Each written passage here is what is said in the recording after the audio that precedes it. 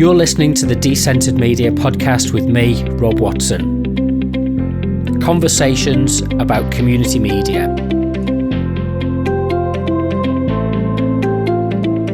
Visit decentered.co.uk or follow on Instagram and Twitter at Decentered Media.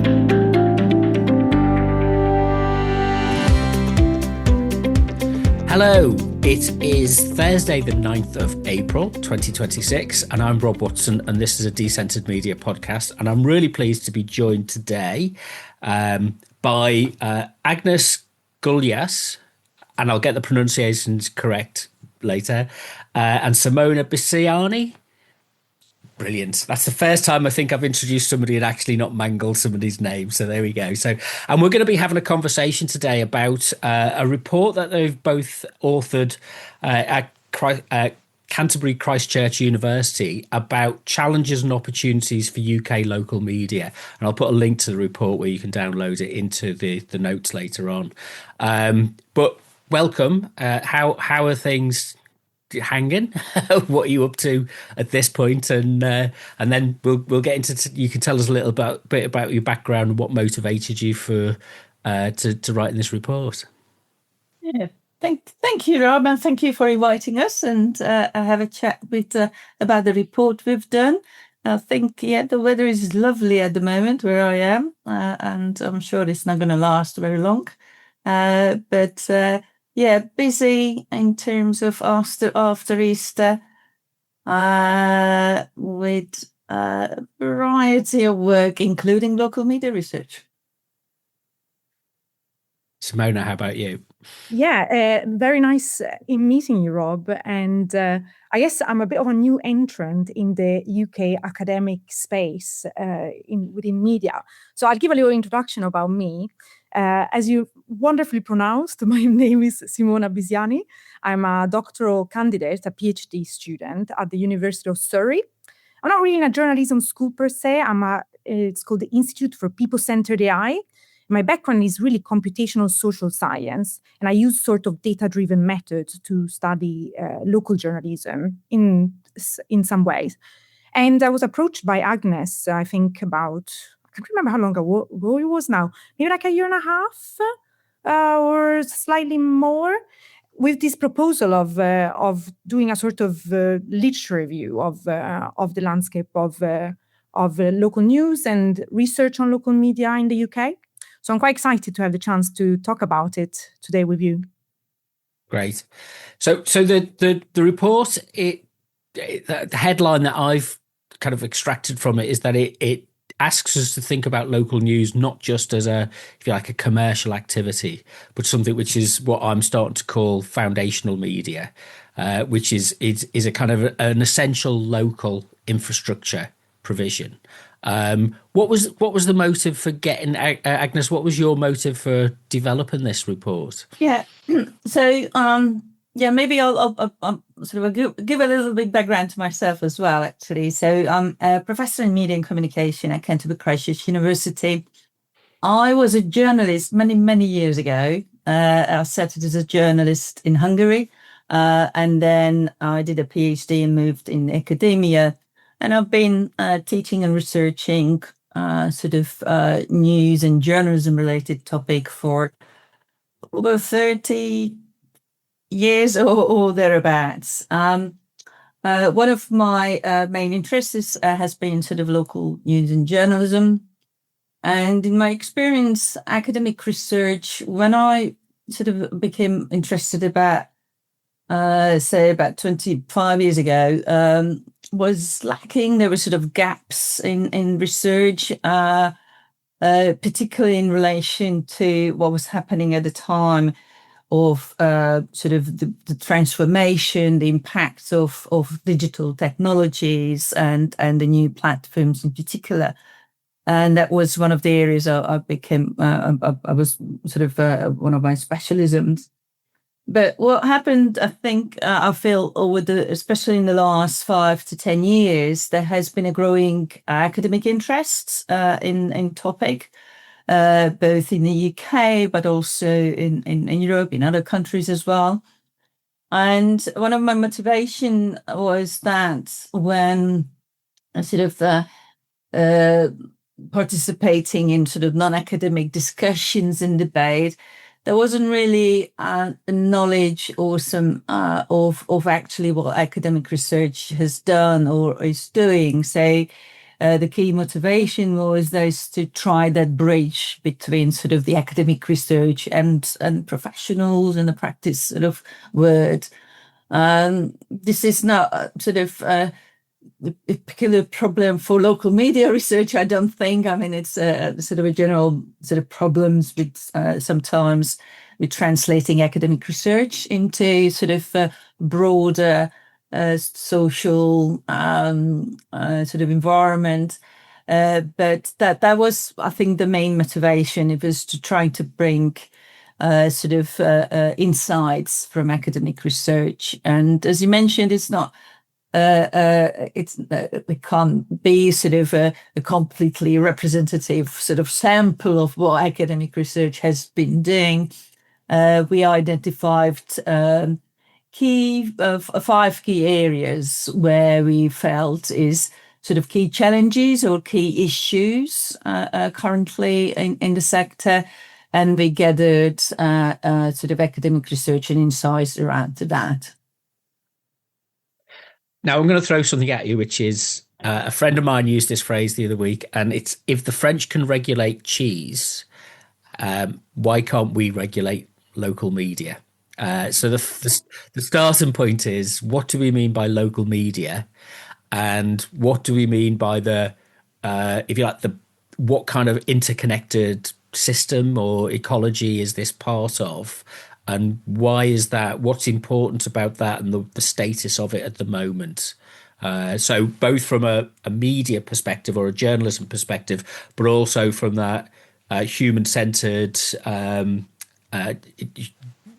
into the use factor, if you like, the way that people adopt and consume news and media. What are the kind of important issues with that? Yeah, so I think, and it's one of the sort of area we looked at in the report, is that one of the challenges in actually discussing local media is the lack of agreement on what we mean. And I think that's complicated, and the sort of the digital transformation of the last 25 years. So that complicated that debate. Yeah, because actually what we perceive what local media is quite different than what was sort of 30, 40 years ago. Because if you think about it, at different parts of sort of the 19th, 20th century, there was sort of a general agreement, in terms of, well, what we meant by local newspapers, and people sort of understood, okay, yeah, that's what we meant, or what we meant by local radio, yeah, in sort of an analogue area and so forth. And I think what sort of complicates in this new digital era, that sort of shared understanding of what actually that means is not there. And I think that's an important issue, and it was sort of covered in the report, because if there is no sort of lack of understanding of what we mean, it's difficult to sort of identify then, well, actually what are the key issues, what could be sort of important things to research on, what are they then sort of how we could intervene. Yeah. So, and I think that's one of the problems with some of the sort of past policy interventions, that they sort of focus quite on sort of the undated understanding of what we meant by local media. Yeah. So, for example, having sort of perceptions of, well, local news is what sort of local newspapers have been doing, if you see what I mean. Yeah.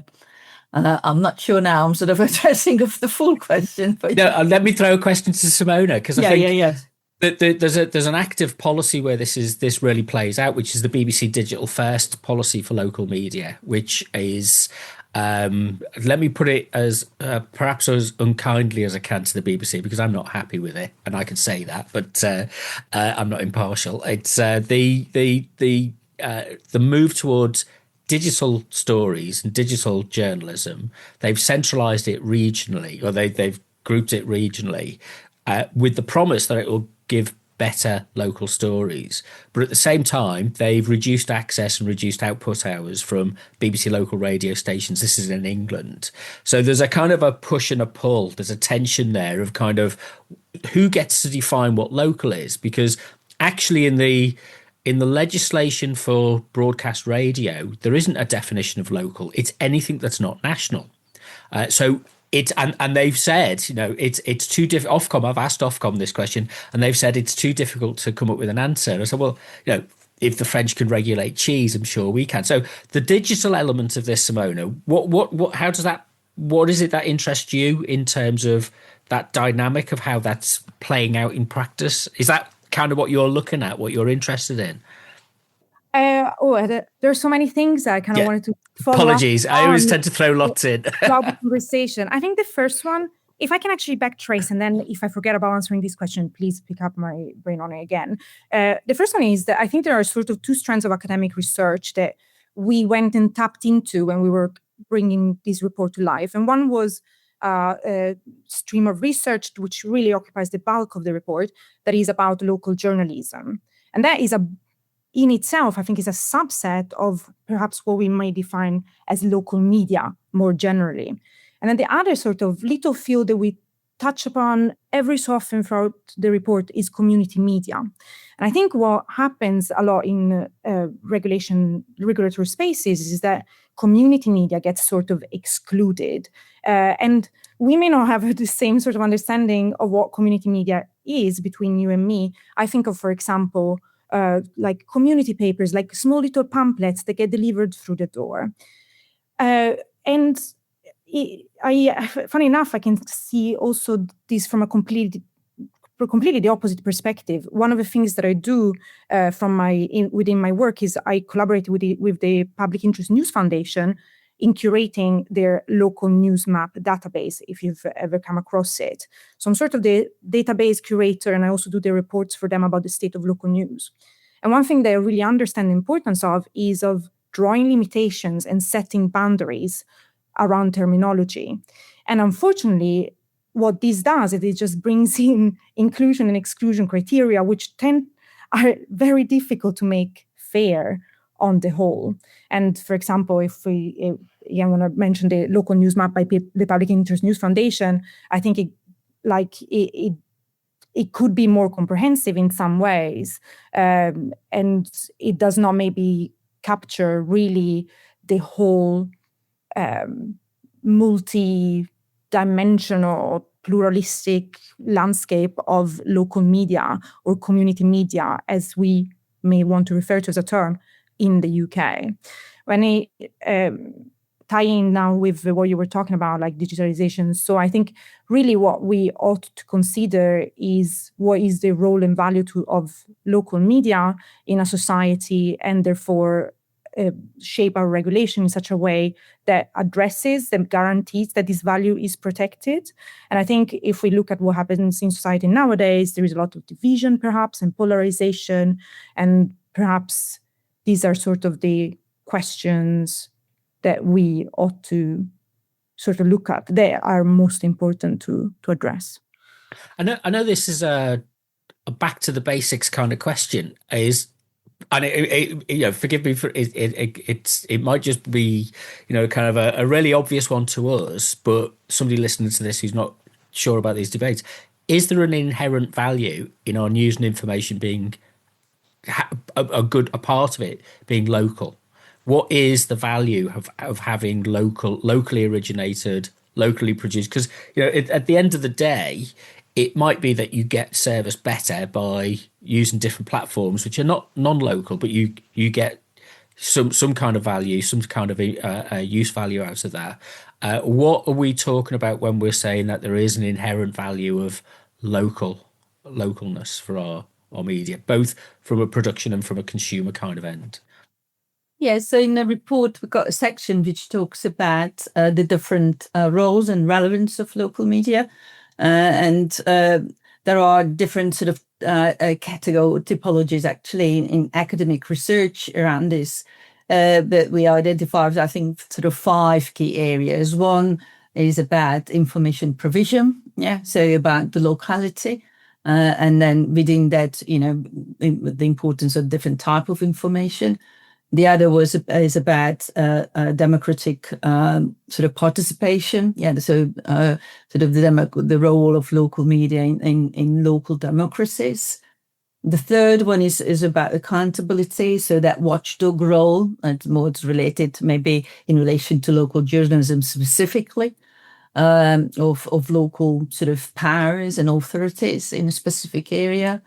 The fourth one we talked about is community and social cohesion. So that's more in relation to the sort of community roles local media do play.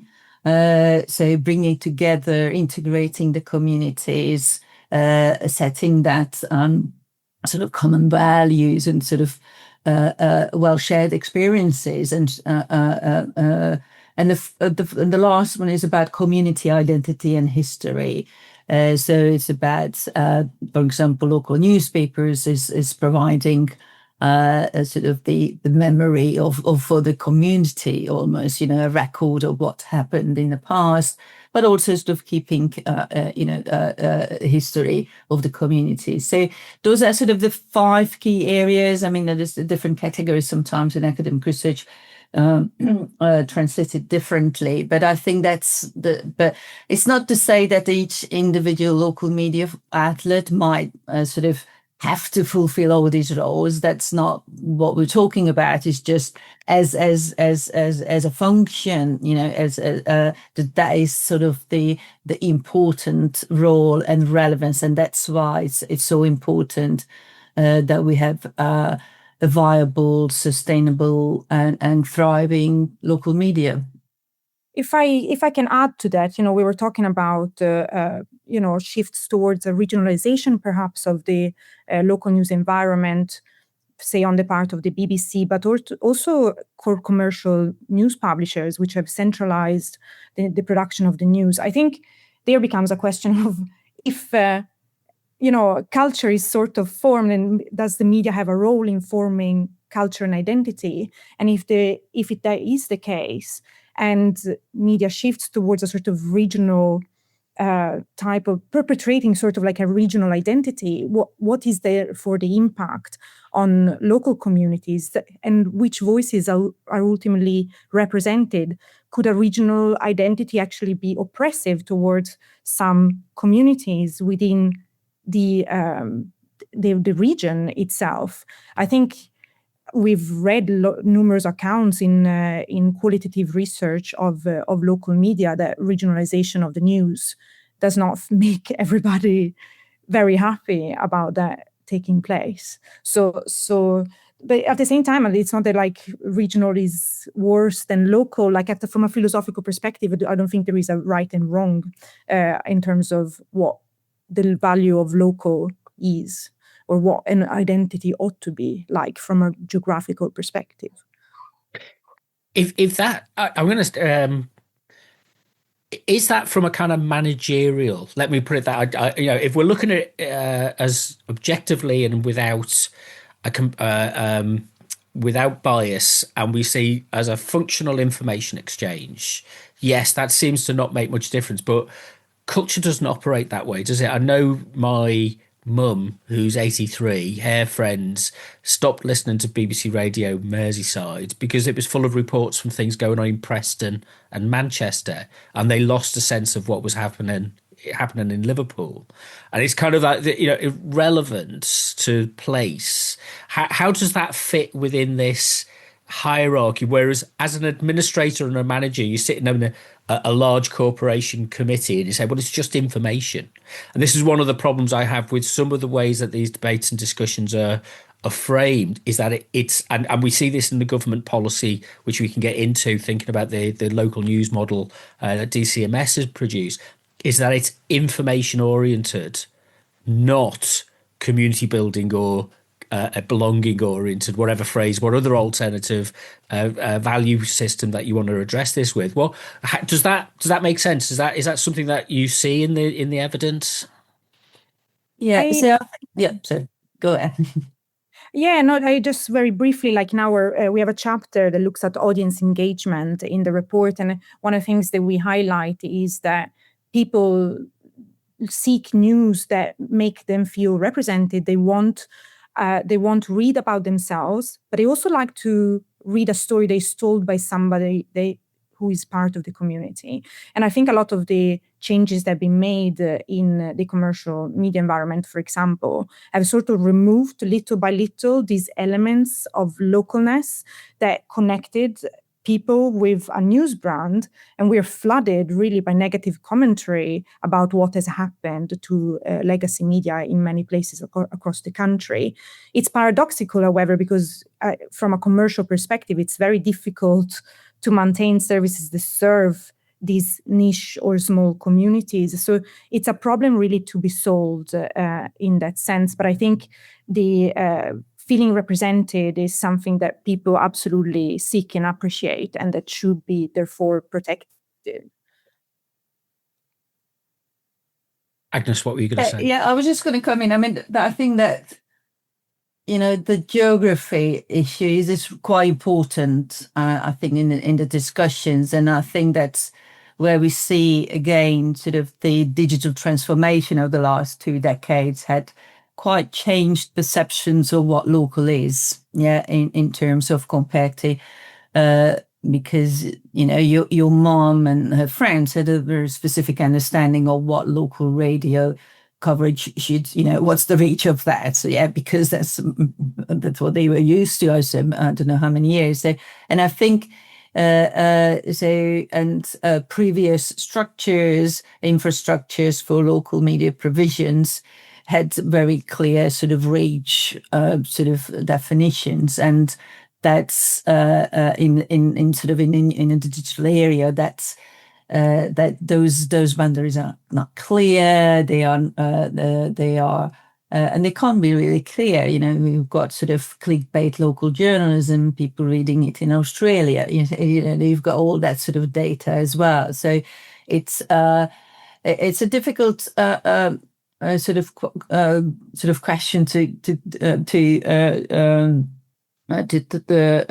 determine. But sort of going back to your question of in terms of what should then maybe policymakers should focus on, I think it's that relates also back to the sort of that political participation, so democracy role of local media, and then how then it's sort of matched to sort of local government and authorities sort of boundaries and things like that. So it's in terms of the more cultural roles, the more social roles, that on the other hand links to sort of discussions about what community is, and how, what was sort of the geographical location of the community, which is much more difficult, and obviously communities vary. The interesting counterbalance to what I said as well, I think you both hinted at this, was the we may call it the diaspora, if you like, but the people you live in people now are more mobile. They work in many people work in a more mobile way. My mum is largely fixed in one place, but lots of people are driving around, and they want to carry that. So if they've got an interest in the music scene in a particular town, or the particular the big question I always kind of try and understand, I suppose, is that the technology that's driven this centralization, that we've been told for the last 20 years that the only way to do this is economies of scale, the big corporations, the BBC, centralizing things, homogenizing things, and then finding ways to repackage things through a digital process, which we're expecting, simulation of localness. That's my cynical view about this. However, the technology itself actually works both ways. It can push out from the center, and it can enable. So I think you said, the commercial imperative, finding a way to, well, if we only see this in one direction of travel, that everything has to be centralized and organized and managed and processed through a central management process, rather than decentralizing it and pushing it outwards, which the technology enables to do. We can do a podcast. A lot of people have got very good smartphones now, which can record content, and there isn't that need for it to be so controlled by the center. But is government? I mean, let's get on to thinking about the DCMS policy, because I think it's slap bang right in the middle of this. Is the government thinking in terms of the future, or is it thinking in terms of the past about the way that media might be organised? And what went through your minds when you were putting the report together? That kind of, well, I like to circle around a topic. I don't never attack it directly. It's like walk around the edges and look at it from every angle that you can. So it's like, did you get a sense that there's a bigger problem about our mindset? Yeah, I think, well, maybe I'll come back to your first part of the question in terms of the technology or what's driving it. I mean, I agree that in sort of a larger sort of media organizations involved in local media provisions, then is a sort of a commercial or financial sort of imperative in terms of how they're going to actually make it happen, in terms of content creation and all that. But as you say, technology goes both ways, and I agree. But and we've seen a huge increase of new, small, hyper local provisions, of various types. Some focusing on sort of the community angle, some focusing on sort of news provision. Providing content in a variety of different platforms, whether it's podcasting, newsletter, or what have you. So I agree that in terms of the technology in itself, it sort of it goes both ways. But it goes, in even on those cases, and I think that's. If I read the government sort of paper, sort of they emphasize there is a acute challenge or urgency for sort of the financial models to be addressed, or sort of find sustainable ways to address the challenges. And I think they mentioned in the report that they particularly focus on that news, journalism, information provision, because they perceive that's the biggest challenge if you see what I mean. Yeah. Now we can have an argument about that, whether that is the case. But in terms of, if you look at the sort of the decline of the sector, yeah, you could say that's probably is the part of the sector which saw the most decline in terms of the circulation of newspapers and so forth. So I'm not sure I answered all of the part of the question. No, I'm not surprised. So, I was actually thinking, like, when we wrote the report, it was maybe about a year and a half ago.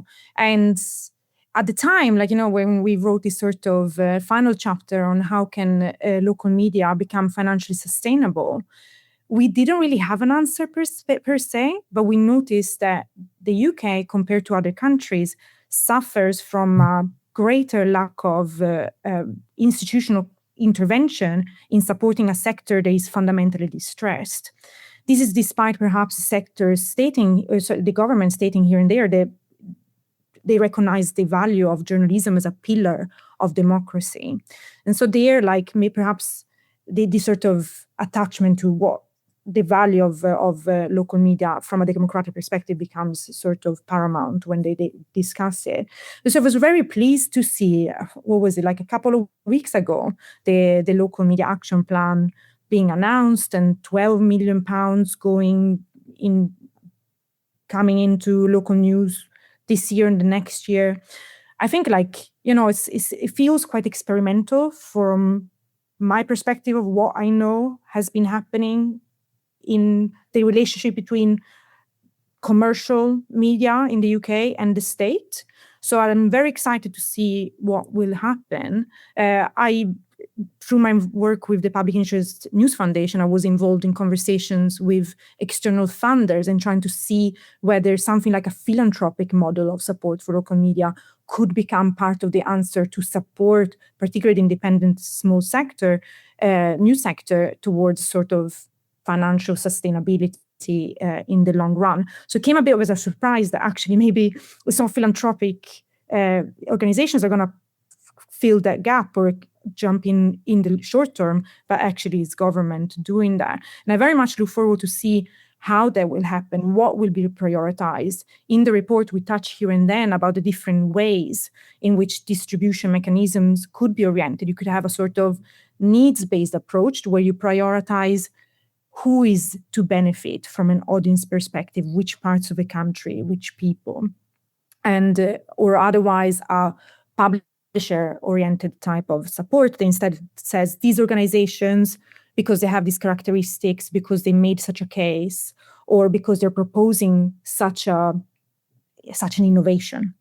And I think it will be interesting to really understand what they prioritize. And I think this will tell us a little bit what they think is most important in terms of sector long-term sustainability. There was some pushback about the media, local media action planning from from Media Reform Coalition, which I thought was spot on, which was that this was decided with no public consultation, no and I was really shocked. I've been engaged in kind of lobbying and trying to get access to policy development at DCMS, and this was kind of locked away and decided seemingly by the News UK and the large scale corporate organisers. And are they would we be throwing good money after bad? Is it a case that these are now such a decline, there's so much decline in the way that they operate that we need fresh thinking? Is that something where we need to say, actually, we really do need to look at, we know that we need a vital news, what you put forward in the report about civic society, democracy, accountability, they're the values that we want to protect. Now, we can either pay for the BBC to do all of those things, but I'm not sure I want to live in a world which is dominated and the monoculture of the BBC's model. We need plurality, and we need to be able to set up and organise our own viable media services that are outside of that institutional format. But if the commercial model is in the form it is at the moment, people haven't got the imagination to look at it afresh and to come up with new ideas about how to address it. Why should we keep propping them up? Why do they need public subsidy if they're commercial operators? They should be saying it's embarrassing to them to have public subsidy because they're commercial operators, and yet they constantly say it needs subsidy. And it's kind of, there's a tension there that I don't know how to resolve, and I'm waiting for because the big problem is the global tech platforms. It's Google and Meta and whoever else, Apple, who've hoovered up the platforms, and we're not addressing. Do we need to address that challenge before we can start to address the local challenge? Yeah, I very much agree. I think that's one of the sort of the platform power we emphasised in the report that needs to be a cornerstone, and you don't see a lot of evidence of that in the local media action plan. Obviously, there needs to be a part of a larger sort of approach. But in terms of, I very much agree that, unfortunately, the action plan doesn't go down to detail. So we just have to wait and see how, as Simona said, how actually they're going to implement it. I very much agree that the money shouldn't go on sustaining sort of legacy infrastructures, but it should be focused on innovation. And if you look at other European countries, Holland is a good example. They have been subsidizing sort of local media innovation for I think 3-4 years now, with a different extent. But this is not something new. There's other governments have been doing it for some other governments have been doing it for a while. And indeed, there is EU projects have been involved, which is sort of set out again focusing on innovation in local media provisions, and that can, you need a framework. What you mean by that, etc. But I agree that needs to be the focus. I mean, the plan sort of mentions that will be the focus, but it's not very clear. So I'm hoping that what they will sort of publish, it's not going to favor of the sort of I'd have thought, given that you published this report, a few months ago, they'd have been knocking on your door to say, "Why are you not key advisors for this?" I mean, that's remarkable, isn't it? I'm not. Hopefully, I'm not putting you on a pedestal that you can't fulfil that role. But I'm sure if they come and knock on your door, because the section, there's two strategies that I think are in the report, which really appeal to me in a way. The strategy for audience engagement, which is about rebuilding trust and relevance, and then the financial structure, which I'm increasingly in favour of reduced protection. So that my view, the Media Act 24 was a protectionist model. It's very difficult to, for example, to buy and sell or to set up a commercial radio station in the UK. It's almost impossible. The only stations that can get licenses particularly are community radio stations and the DAB stations, and they're very difficult to sustain, and there isn't a market there. So I'm in favour of a marketisation and removing the protections or the guardrails that have been put around because they always say the argument is from the big corporates is that, well, we're competing against the global platforms, we're competing against.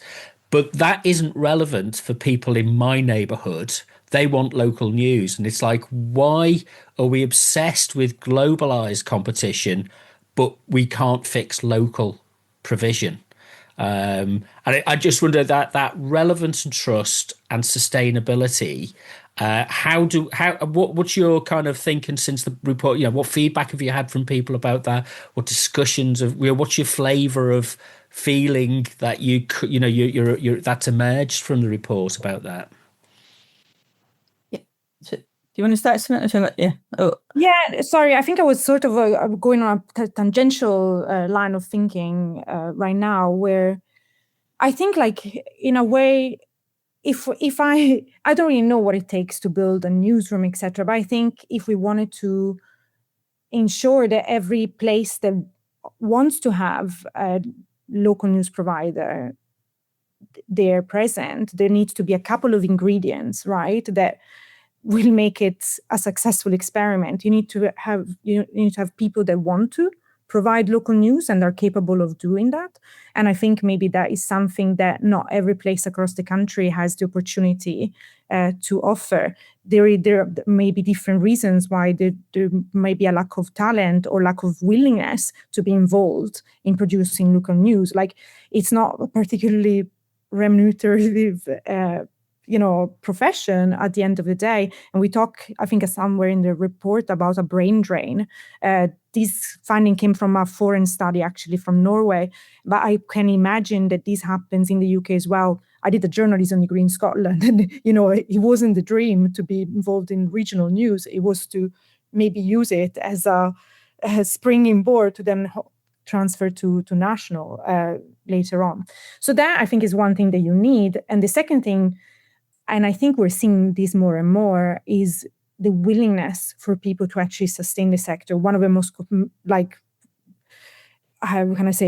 successful models right nowadays is the subscription-based model. And whilst this was sort of brought under the limelight by independent news providers, likes of the Bristol Cable perhaps first, and now more recently Mill Media, commercial news providers are just following suit. I think Reach now has 6 of their live network brands also being subscription-based.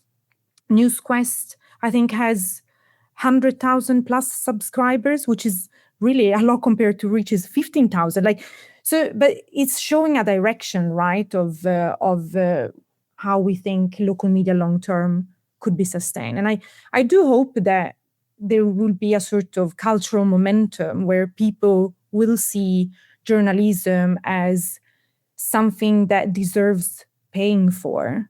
I think this is a sort of, I don't, it's, the Reuters digital news report shows that in the UK, 8% of people are willingness to pay for local news or pay for local news at present. I can't remember which.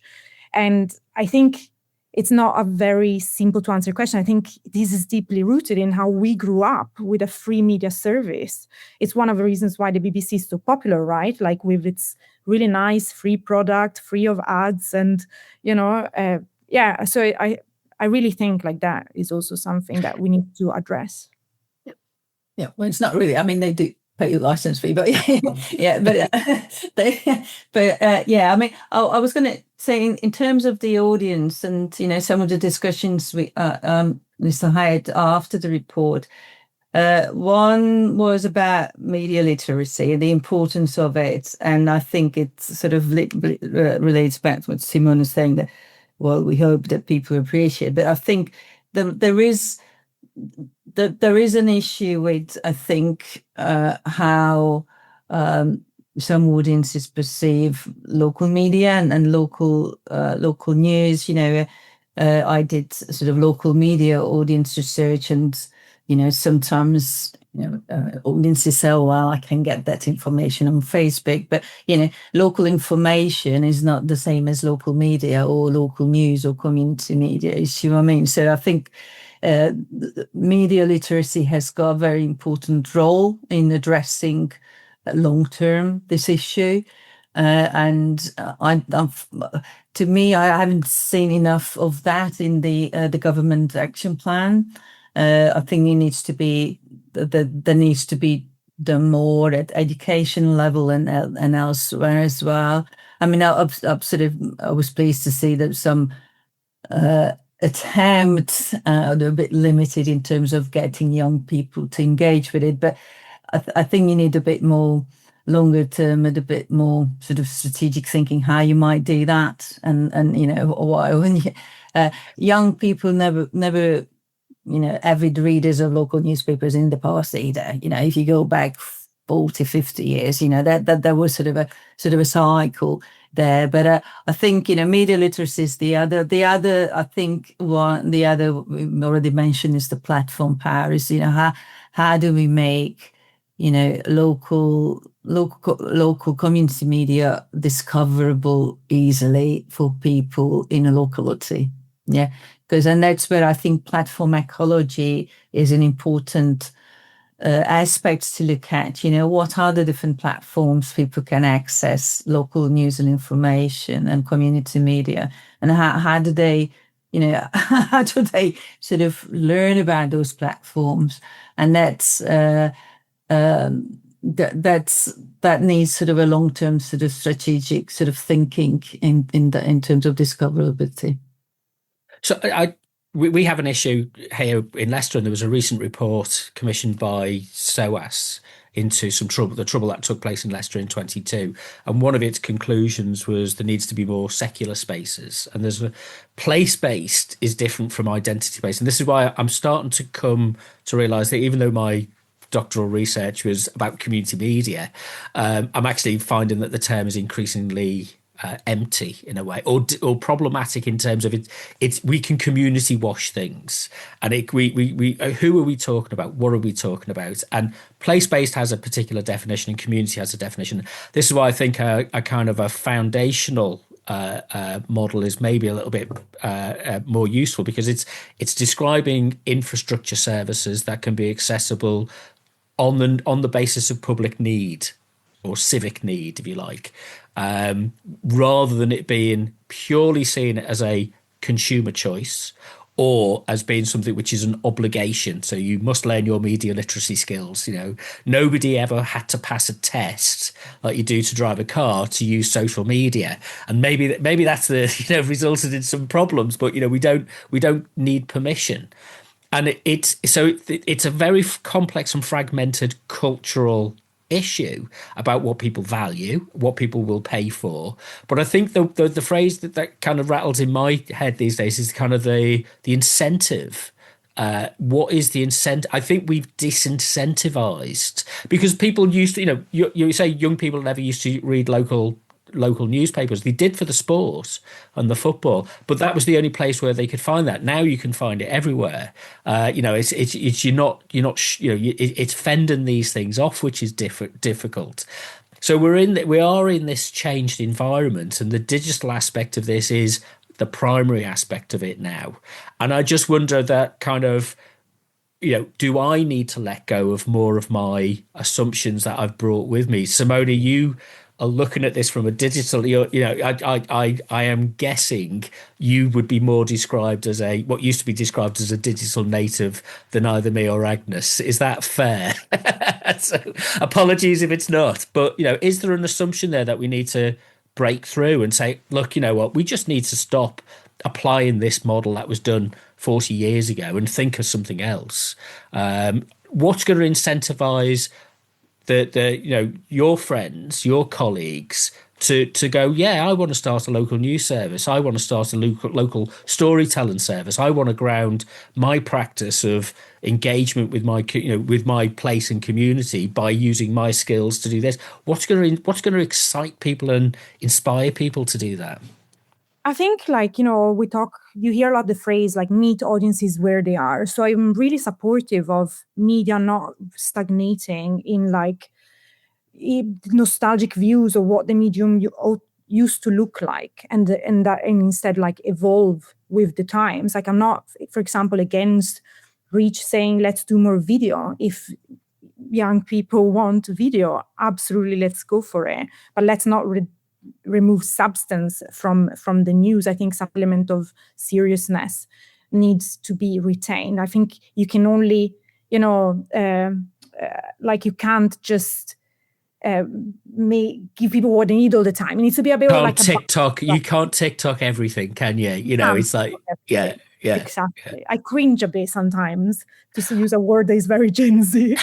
And I see a TikTok piece by the BBC that really I think could have been maybe done a bit more seriously or something like that. But yeah, this said, I also do think the meaning and the relevance of local shifts very much generationally. And even for me personally, I don't really know why I'm studying local journalism, because as a person, my identity is everything but local. Like, I moved to a different country. I have international friends. Like, my group of friends is gathered by the commonality of being international and therefore sort of not belonging to the local community. And that's and I think I see this with a lot of people in my sort of cohort university as well. There's a different relationship to community. But that is not to say that it shouldn't be promoted or pursued. I was in Manchester at the weekend, and I visited the Arndale Centre, unfortunately, which I've never liked, but it's changed since for many years that I used to kind of go there previously. And they've got the big shops, they've got the big brand names, they've got the Starbucks and the TK Maxx and everything, but they've also got the market. They've got a food court there, which is an international food court with Thai, Japanese, Korean. There's all sorts of food there, and that kind of, for me, it kind of gives me confidence that I think the local news element is to provide the space and the structure in which people can experiment and try different options, and they may come and go, and they may be fashionable, and it might excite people at one point or the other. And food's a good analogy because it does tend to bind people. Interest in cuisine and food is interculturally quite acceptable for most people to engage with. Whereas the big brands, they're going to do what they're going to do. Whether I choose to use independents if I can for my coffee shops, that kind of thing. So it becomes a choice within a mixed economy rather than being, and I think we're being scared into thinking, I think we're being pushed into thinking that this is all being dominated by the global corporates. I wonder if that's a scare story that maybe we've internalized, which we kind of have to kind of be more confident to say we can break out of. I'm aware of the time, and I know you've got other stuff to get on and do. Are there any kind of last thoughts that from the publication of the report that's kind of given you encouragement to go, yes, this was really worth doing this? Have you come away with a positive response I mean, you might have had lots of negative responses, but counterbalanced by a positive response that, yes, this has provided something for food for thought for people. Yes, we did get a positive response actually, and we invited a couple of events, and we had a webinar as well, which I think was quite useful. Obviously, the report is written in a particular time, so if we were going to rewrite it in next year, probably it will be a bit different, and that's fine, I think.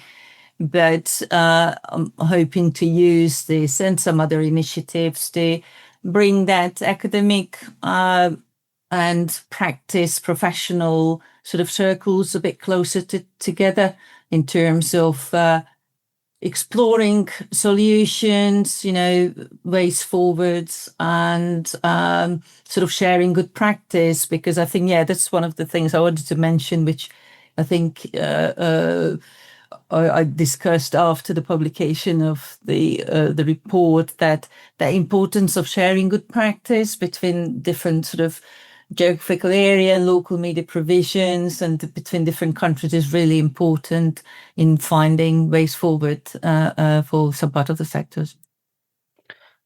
Yeah, I thought like doing this report was a great sort of self-reflexivity, or I don't know if I'm saying correctly, exercise where we sort of, we started off with this question, like, if there is such a thing as a research practice gap, like a sort of isolation between the world of academia and practice, we ought to try and narrow this gap.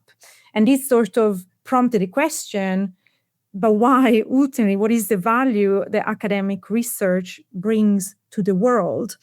And in that sense, like, to what extent also may academic research serve journalism as a field, or does it exist to serve the institution, the academy, in as opposed to the field?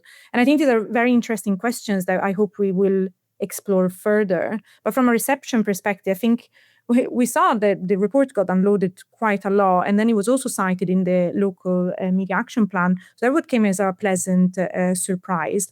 But I really do hope that it really will do what we hoped it would, that is bringing together academics and industry practitioners. Well, two things that I hope follow on from the publication of the report is, one, that citation gets turned into a phone call from DCMS to say, come and talk to us. That's really important. And two, there is a scarcity of this kind of analysis of media. I call it boots on the ground in the UK. We often tend to focus in terms of academic publications about what's happening internationally, and there is very little data. And so seeing this really, it was exciting to see that you'd gone through this process and you brought this together, because it actually meets a real need, and it will be useful, and hopefully we can build on it in other areas. So I think it's a very welcome report, and I certainly like the scope of it, and there's hopefully it'll lead into more specialized for each of the areas that you've identified, thinking and engagement. So I think it's a report worth reading. So any last thoughts before we sign off? No, great. You're welcome. No, you're more than welcome. So if you, I'll put some links into the show description for this. If you want to find out more information about me, I'm Rob Decentered Media on the social media platforms at Decentered Media, and it's decentered.co.uk. But for now, thank you very much for your time, Agnes and Simona. It's been a wonderful conversation, and I'm sure we might come back to this at some point. So looking forward to that. Thank you. You've been listening to the Decentered Media podcast with me, Rob Watson. To find out more, go to decentered.co.uk or follow on Twitter and Instagram at Decentered Media.